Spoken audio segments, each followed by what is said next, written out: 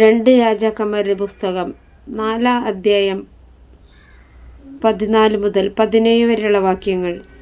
ഏലീശ പറഞ്ഞു, അവൾക്കു വേണ്ടി എന്താണ് ചെയ്യേണ്ടത്?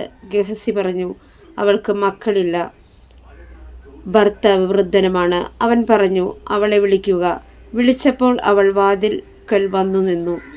ഏലീശ പറഞ്ഞു, അടുത്ത വർഷം ഈ സമയത്ത് നീ ഒരു പുത്രനെ താലോലിക്കും. അവൾ പറഞ്ഞു, ഇല്ല ദൈവപുരുഷ പ്രഭു, ഈ ദാസിയോട് വ്യാജം പറയരുതേ.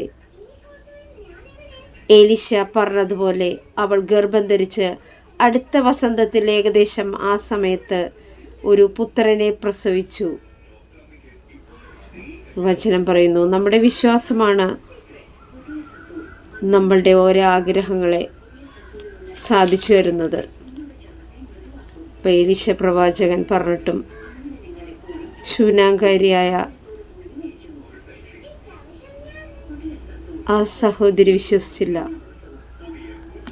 കാരണം സാധ്യതകളൊന്നുമില്ല, ഭർത്താവ് വൃദ്ധനുമാണ്.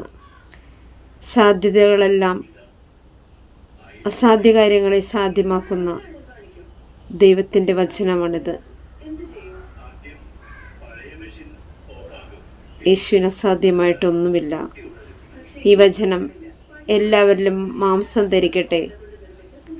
നടക്കില്ലെന്ന് വിചാരിച്ച കാര്യങ്ങളെ നടപ്പിലാക്കിയ നമ്മുടെ ദൈവത്തോട് നമുക്ക് പ്രാർത്ഥിക്കാം.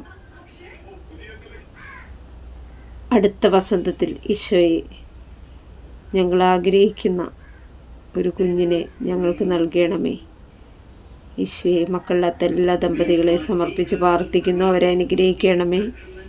യേശുവെ നന്ദി. യേശുവെ സ്തോത്രം. Hallelujah, hallelujah.